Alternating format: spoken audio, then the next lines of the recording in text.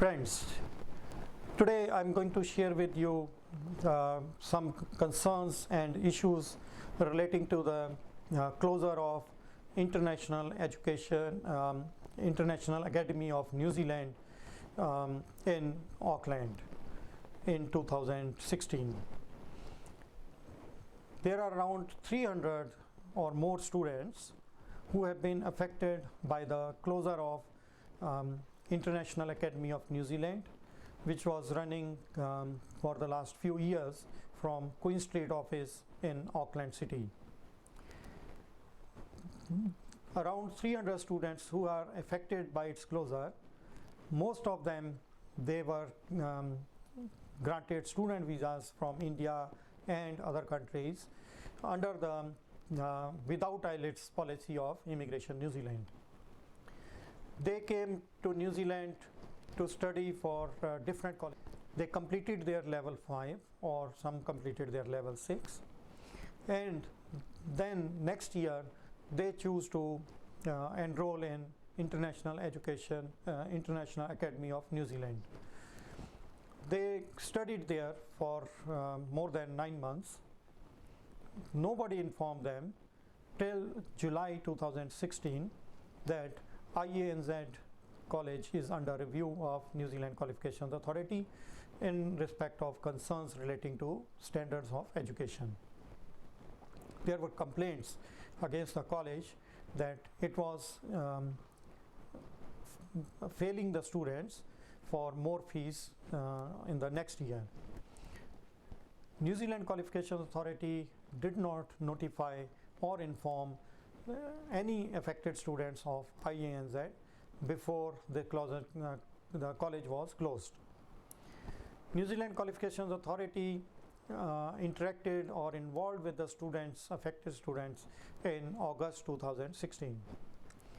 First, they tried to resolve the issue of ownership of IANZ and negotiated or brokered the deal between IANZ management and another college called EDENZ. The college was the IANZ college, which was closed down.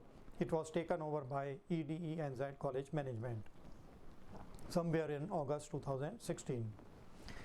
New Zealand Qualifications Authority advised the 300 or more affected students of IANZ to sit in 4 assessment tests with EDENZ college to prove that they have the required standard of English language as well as the qualification. Few of those students had already completed and achieved 2 or 3 subjects during the past 9 months, but without any pick and choose, New Zealand Qualifications Authority advised all those 300 or more affected students to give those 4 tests. Tests were conducted in August or September, and their results were declared on 23rd of September. Few of them got pass in 1 paper, few of them in 2, and few of them failed in all the papers.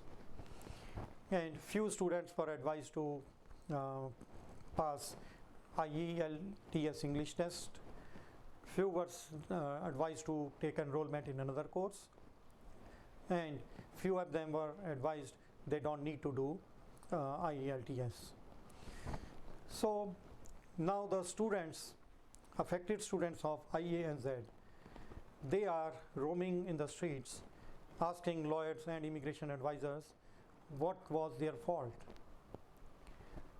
They have gone to talk to New Zealand Qualifications Authority, but all their pleas and their arguments or submissions, they have not been properly addressed, or they have been rejected forthright. I put few questions to New Zealand Qualifications Authority, and Honorable Stephen Joyce, the Minister for Tertiary Education in New Zealand. These questions are the basis of the messy situation which has been created by New Zealand Qualifications Authority in New Zealand due to closure of this IANZ college. The first thing is, if New Zealand Qualifications Authority was aware of the concerns about the standard of education or any other issues with IANZ college, when and why they made aware of those concerns to the students who could be affected by any decision of New Zealand Qualification Authority. It is a process which New Zealand Qualification Authority must follow, that if they have concerns about the competency and standards of education of a college, PTE, they must notify of their review on their website. I'm not aware if New Zealand Qualifications Authority had notified to the would-be affected students of IANZ about any concerns or investigation or review being done against IANZ management. If that was not done, the reason for keeping that investigation or review secret needs to be discussed and brought to the domain of the public. Second thing, IANZ college closed down, and the affected students now have been asked to pass out the assessments again, and some of them have been asked to pass IELTS test with 5.5 bands in each band score in the academic test. But despite the failure, and I would say the utter failure of the IANZ college to meet the required standards as undertaken by it to the New Zealand Qualifications Authority, why no action was taken against the college? The college have deposited money into the trust fund when they got registered or recognized by New Zealand Qualifications Authority. So what prosecution, what penalties, what accountability those directors or faculty or the managers of that IANZ college have been done? This answer has to be provided to the affected students if you want to instill a level of confidence in them. Asking those students who have already completed 2 or 3 tests in the last year with IANZ, asking them to complete it again, and then asking them to complete IEL test, means that New Zealand Qualifications Authority has serious concerns or doubts about the standard of IANZ. So if they had concerns and issues with that, why IANZ was allowed to continue with its student visas till July 2016. Thirdly, when the international students were granted student visas who are now affected by the closure of IANZ, if that college had not been closed, these students would not have to reappear for their tests, would not have to pass IELTS again, because they had come under non-IELTS, without IELTS policy. So if they were granted student visas from India or other countries under without IELTS policy of Immigration New Zealand, was it their fault? If IANZ college had not been closed, would Immigration or New Zealand Qualifications Authority had any issues or concerns with the standard or competency of their English language? No. I believe if IANZ was continuing with its practices and running its show for another year, most of those students would have gone and without doing IELTS, and they would have passed their subjects and obtained the qualifications. So the closure of IANZ college has affected most of the things for the international students. What effect or what was punishment the management of that college has been given, people want to know. These affected students want to know. So probably the minister has to respond that if it is fair to the students as well as fair to the people of this country, what action they have taken against IANZ college needs to be discussed and needs to be brought to the public domain. Thirdly, when these students, affected students, they have got their qualifications level 5 or level 6 from different colleges, not from IANZ, and there was no concern for the competency of that college or the standard of education of that college, and when these students took over to enroll in IANZ in 2015 or 16, why these students are asked to pass the IELTS test again when they have already passed their level 5 or 6 qualifications from different institutions without any concern of their competency. If you had competency concern about their competency in level 5 as well, why no investigation or review is done for those colleges who granted qualifications to these affected students?